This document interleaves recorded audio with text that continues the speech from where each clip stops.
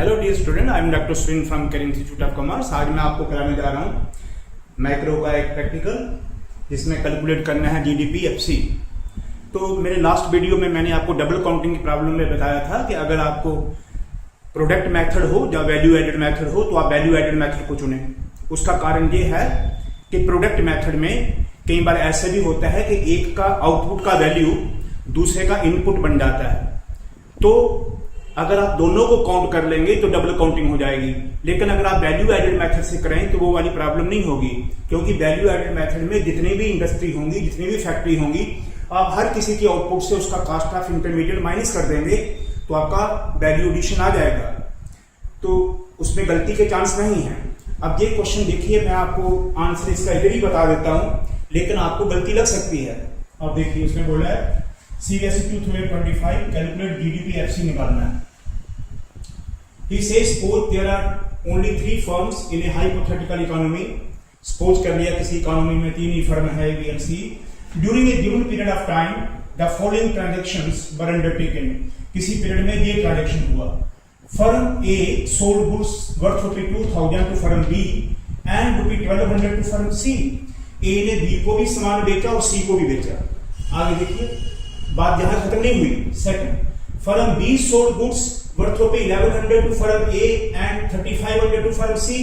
तो B ने A को बेचा और C को बेचा। इसका मतलब A ने B को बेचा और B ने आगे A और C को बेचा।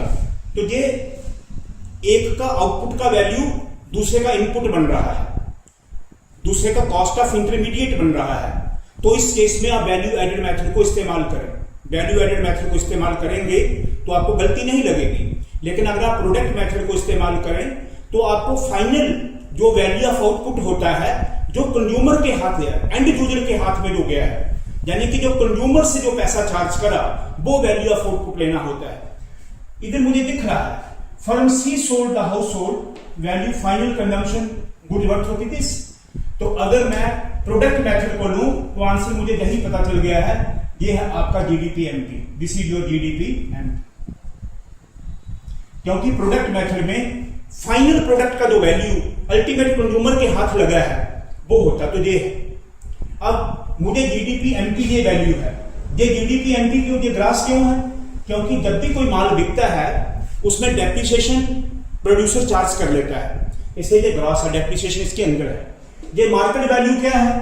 मार्केट वैल्यू इसलिए है क्योंकि जब माल बिका तो इनडायरेक्ट टैक्स उसमें चार्ज हो गया, इसलिए मार्केट वैल्यू। इसके लास्ट वीडियो को जरूर देखें जिसमें मैंने डबल काउंटिंग बताया है, आपको खोल खोल के बताया है कि ऐसा क्यों होता है। इसलिए जो जीडीपी एमपी है इसके अंदर डेप्रिसिएशन भी है और मार्केट वैल्यू जब चार्ज हुई उसके बीच में इनडायरेक्ट टैक्स भी है। अब आपको उसने पूछा है जीडीपी एफसी निकालो। जीडीपी एफसी यानी कि अगर मैं मार्केट वैल्यू से लेस इनडायरेक्ट टैक्स माइनस कर दूं, नेट इनडायरेक्ट टैक्स, तो आपका जीडीपी एफसी आ जाएगा। तो इधर से आंसर है, ये है जीडीपी एमपी, ये है इनडायरेक्ट टैक्स। इसको मैं माइनस कर दूं तो आंसर आ जाएगा 5500। पर आप ऐसी गलती नहीं करें, क्योंकि आपको ये क्वेश्चन को ध्यान से देखना पड़ेगा कि उनका एक दूसरे का कंसर्न क्या है। क्या किसी का आउटपुट दूसरे का इंटरमीडिएट कॉस्ट तो नहीं बन रहा है? तो आप इसको वैल्यू एडेड तरीके से निकालें। वैल्यू एडेड तरीके से निकालें तो कैसे निकालेंगे? This is A calculation of GDP MP. जब आप वैल्यू एडेड मेथड से तीनों की वैल्यू को ऐड करेंगे तो आपका जो फिगर आएगा वो जीडीपी एमपी आएगा। फिर उसमें से हम नेट इनडायरेक्ट टैक्सेस को माइनस कर देंगे तो जीडीपी एफसी आ जाएगा। फिर ये आ गया, this is A, this is B, C, और ये जो रिजल्ट आएगा ये आ जाएगा जीडीपी एमपी। देखिए कैसे से वैल्यू एडेड मेथड मैं लगा रहा हूं under value added method, under value added method, right. तो देखिए वैल्यू एडेड मेथड में एक की सेल में उसकी परचेज को माइनस कर दें तो सेल्स, बताइए ए का सेल कितना है? 2000 प्लस 1200, 3200। दिस इज ए का sale less cost of intermediate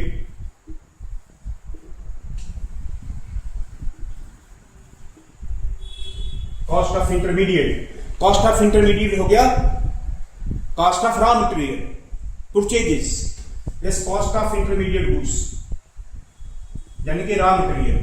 तो बताइए ए का जो सेल करा किसको, बी को और सी को, तो बी का क्या बन गया परचेज और सी का भी परचेज, तो ये बी का परचेज बन गया 2000 और सी का परचेज बन गया 1200। ध्यान रखिए जितना ए का सेल हुआ उतना ही बी का और सी का परचेज बन गया। इधर से पता चला उसका कुल मिला के सेल हो गया 3200, जो उसने बी को बेचा वो बी का परचेज, जो उसने सी को बेचा वो सी का परचेज। वो इसलिए क्योंकि बी और सी भी आगे माल बेच रहे हैं। अब देखिए आगे बी ने सेल करा 1100 टू ए एंड 3500 टू सी, यानी कि कुल मिला के बी का सेल हो गया दिस प्लस दिस 4600।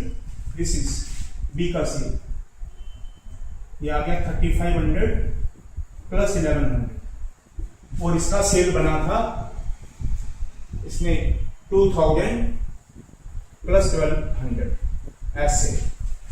अब जो बी ने सेल करा है ए को करा है 1100 का और सी को 3500 का, जो इसने ए को सेल करा वो ए का परचेज बन गया, ए का परचेज बन गया,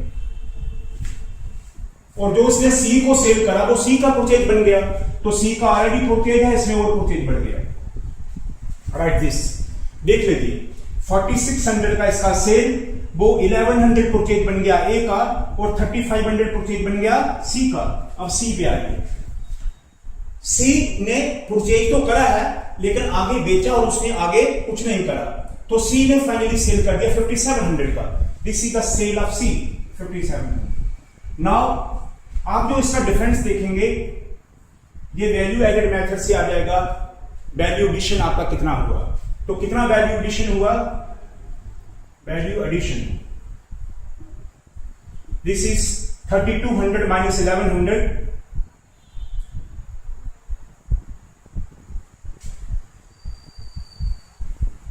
2100, 46 minus 2 this is 2600 and 57 minus 47 this is 1000। कुल मिला के आपका वैल्यू एडिशन हो गया this plus this plus this, जी आपका जीडीपी एनपी बन जाएगा। ये वैल्यू एडिशन जो है दिस प्लस दिस इज 5700, ये आपका बन गया है जीडीपी एनपी। क्यों बना दिया ग्रास, क्योंकि जब ये माल बिका इसकी सेल प्राइस में डेप्रिसिएशन भी है और सेल प्राइस में इनडायरेक्ट टैक्स भी है। डेप्रिसिएशन के होने के कारण से ये ग्रास बन गया और इनडायरेक्ट टैक्स होने के कारण से ये मार्केट वैल्यू बन गया। ये आ गया आपका जीडीपी एनपी। आपको चाहिए जीडीपी एफसी, तो आप लिखिए GDP FC equal to GDP NP minus net indirect taxes. GDP NP आपका आ गया 5700 और टैक्सेस को माइनस कर दीजिए, वो जहां दिया 200, this amount to 5500। This is your answer. मैं आपको बता रहा था अगर आप प्रोडक्ट मेथड से करते हैं तो आंसर जल्दी से मुझे दिख गया था 5700 माइनस 200 5500 प्रोडक्ट मेथड। पर आप प्रोडक्ट मेथड नहीं करें आपको गलती लग सकती है, उसमें डबल काउंटिंग का प्रॉब्लम हो सकता है। आप वैल्यू एडिशन मेथड से करें, जब आप वैल्यू एडिशन मेथड से करेंगे जो वैल्यू एडिशन आ गया इसका सम करिए तो आपका आ जाएगा जीडीपी एनपी। ध्यान रखें जब भी आप वैल्यू एडेड मेथड से कैलकुलेट करेंगे, मैंने ट्रिपल आइडेंटिटी में भी आपको बताया तीनों का डिफरेंस क्या है, उनको रिकंसाइल करके बताया, पीछे के वीडियो देखिए। तो ऐसे करके इन तीनों का सम जीडीपी आ जाएगा एनपी और नेट इनडायरेक्ट टैक्सेस से माइनस कर दीजिए जीडीपी एफसी आ जाएगा। प्यारे बच्चों आशा करता हूं आपको समझ आया होगा। ऐसे आसान चीजें आपको समझाऊंगा, आसान करके चीजें। और आप चैनल को देखते रहिए, सब्सक्राइब करिए, फॉलो करिए, मजा लीजिए। मैं हूं आपकी हेल्प के लिए।